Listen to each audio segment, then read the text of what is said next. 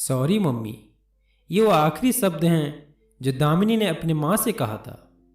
इस कहानी में जो सच आज हम आपको सुनाने वाले हैं, पूरा देश, पूरा समाज, पूरी व्यवस्था, पूरी पुलिस, पूरी सरकार कहेगी हम शर्मिंदा हैं। सॉरी दामिनी।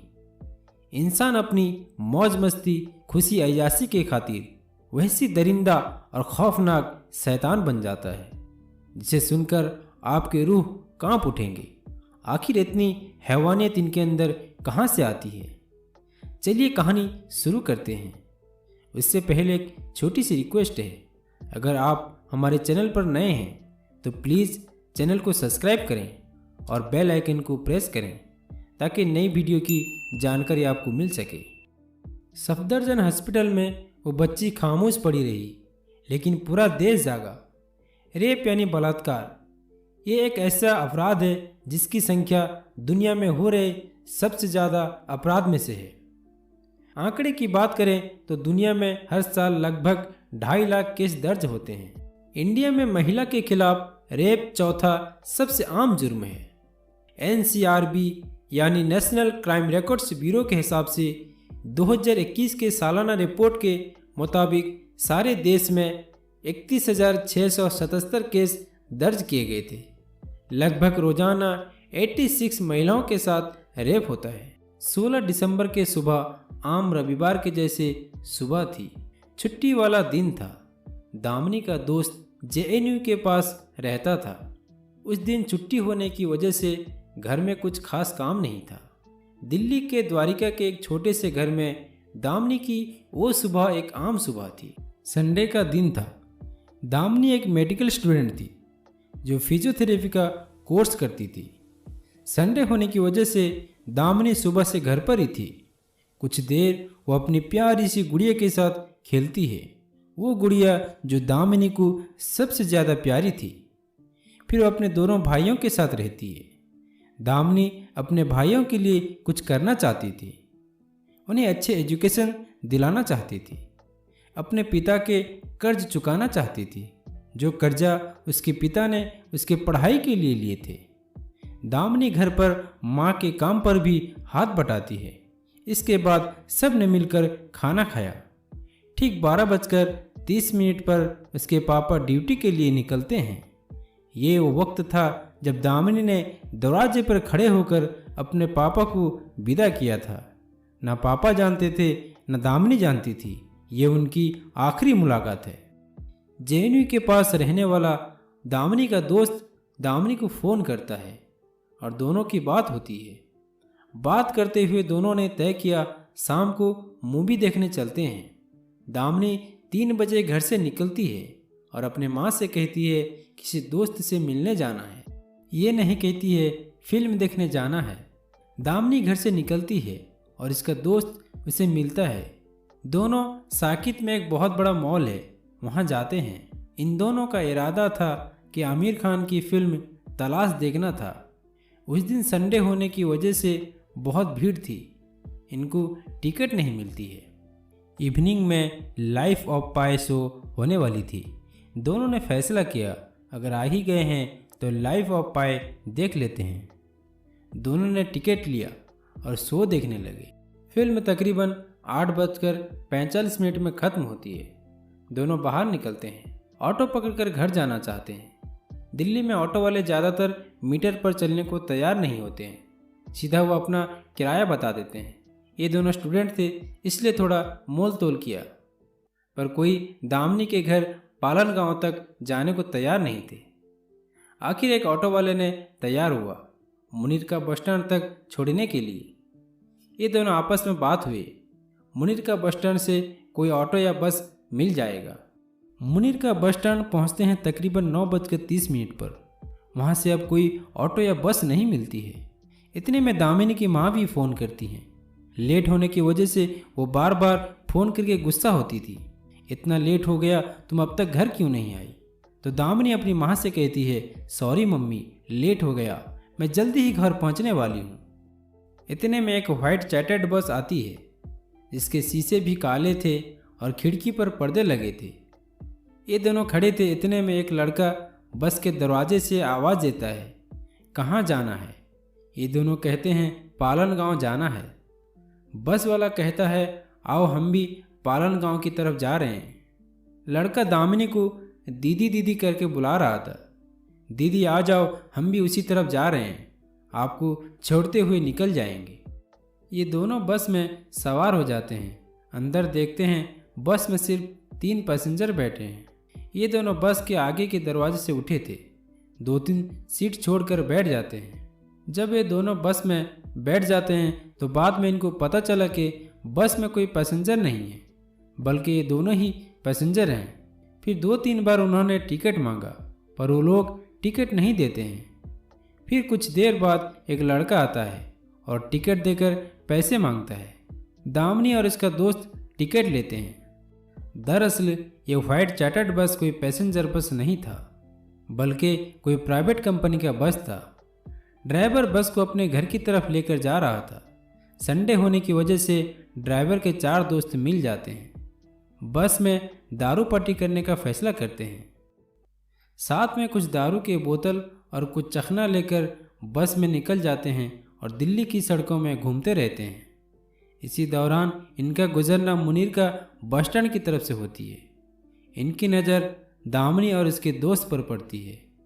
इन दोनों को देखकर इन दरिंदों ने प्लान बनाया और इनको अपना शिकार बनाने का फैसला किया। फिर बस को उनके पास रोकते हैं।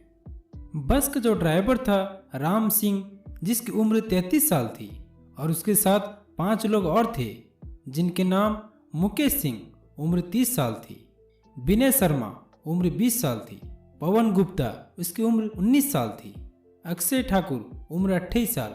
छठा लड़का एक नाबालिग लड़का था, इसलिए इसकी पहचान गुप्त रखा गया है। तो ये लोग 6 आदमी थे। फिर पैसेंजर के सीट पर बैठे हुए जो 3 लोग थे, वो लोग भी इनको तानाकसी छटाकसी करना शुरू कर देते हैं। दामिनी को देखकर गंदी गंदी कमेंट पास करना शुरू कर देते हैं। दामिनी के दोस्त को इनकी हरकतों से गुस्सा आ जाता है। वो इनके साथ लड़ना शुरू कर देता है। इन बदमाशों में से एक लड़का दामिनी के दोस्त को घूंसा मारता है।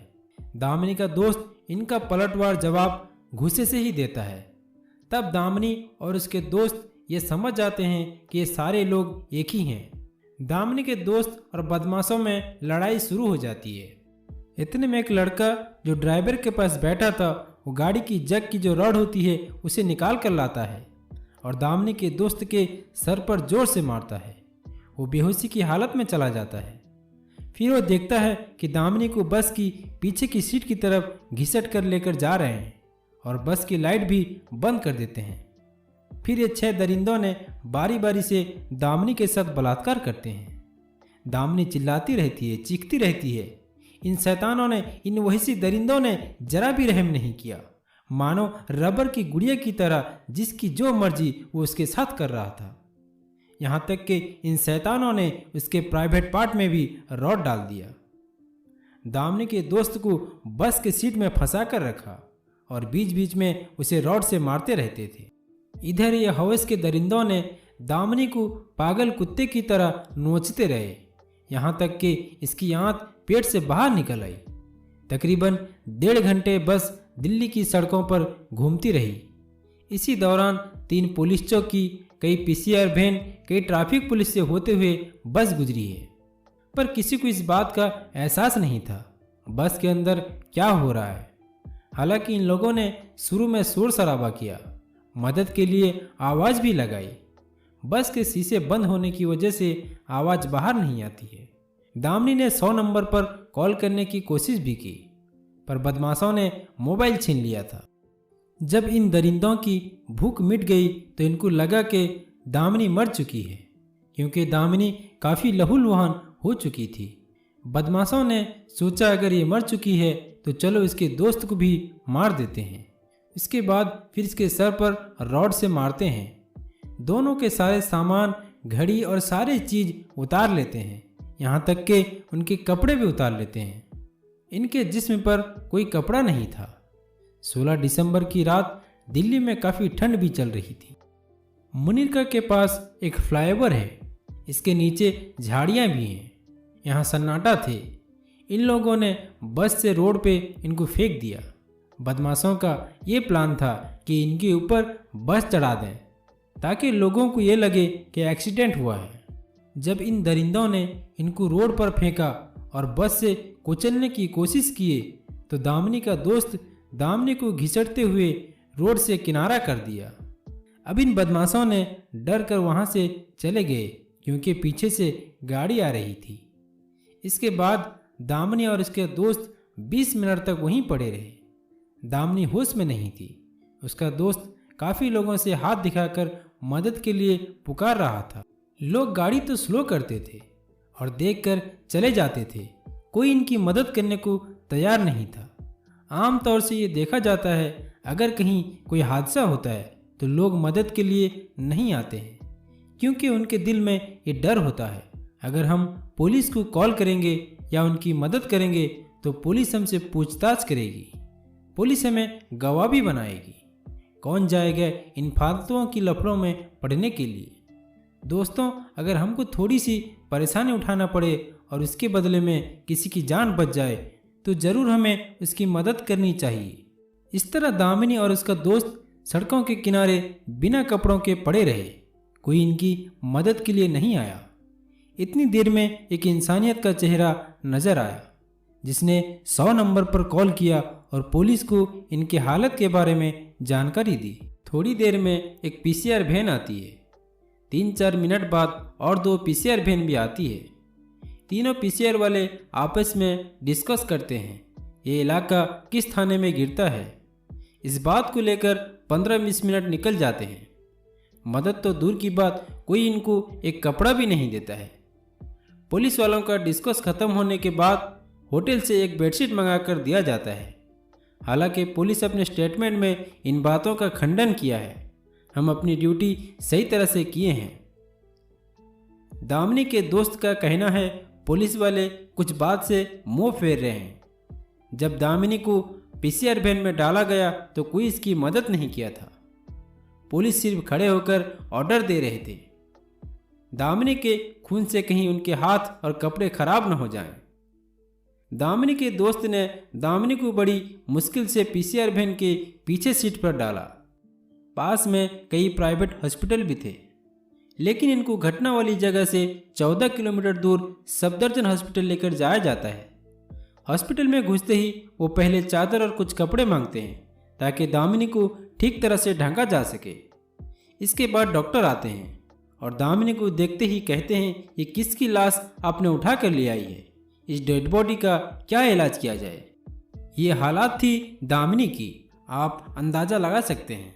इसकी वजह ये थी कि इसका मुंह खुल नहीं रहा था और सर से लेकर पैर तक कोई ऐसा जगह नहीं था जहाँ इन दरिंदों ने नोचा नहीं था। फिर डॉक्टर ने इलाज करना शुरू कर दिया। 48 घंटे के बाद मीडिया में एक खबर चलने लगी।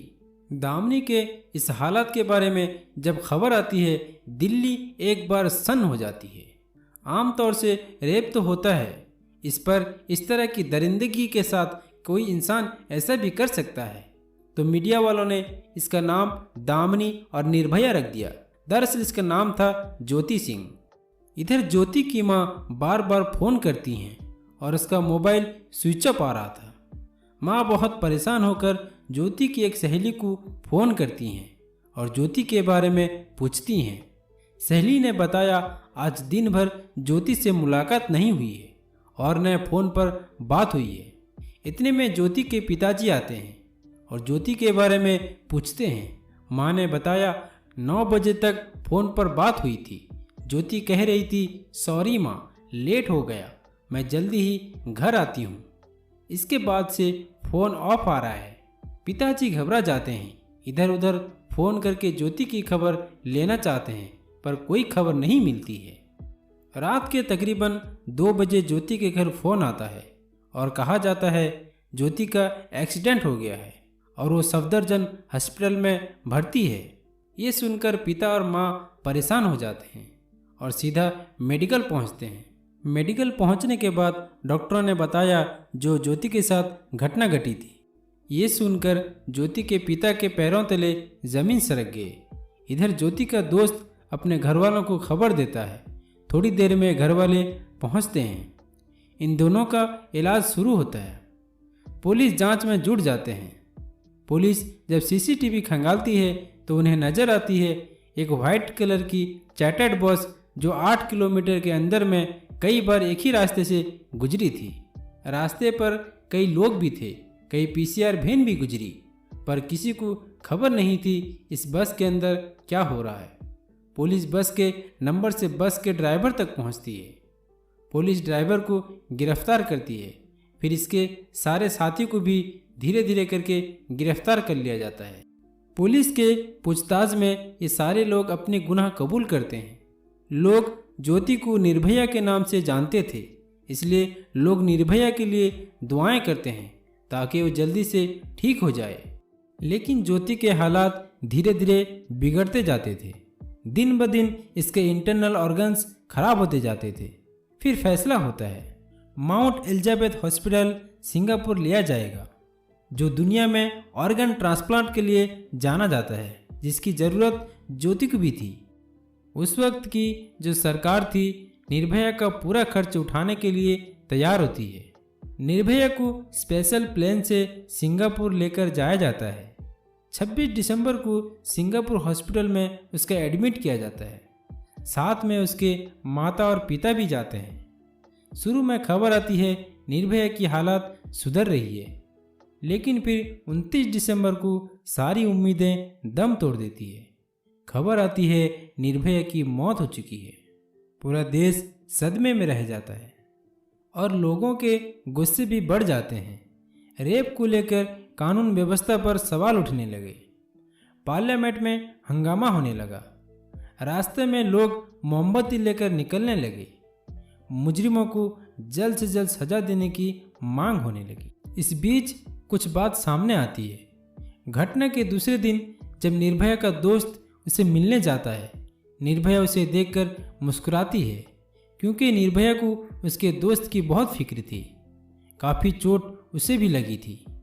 उसकी हालत के बारे में उसे पता नहीं था, इसलिए जब उसे देखा तो बड़ी खुश और मुस्कुराते हुए नजर आई। फिर वो अपने दोस्त से कागज़ पर लिखकर बात करती है, क्योंकि निर्भया बोलने की हालत में नहीं थी। निर्भया लिखती है, मैं जीना चाहती हूँ, इसके लिए काफ़ी खर्च भी होंगे, पैसे कहाँ से आएंगे।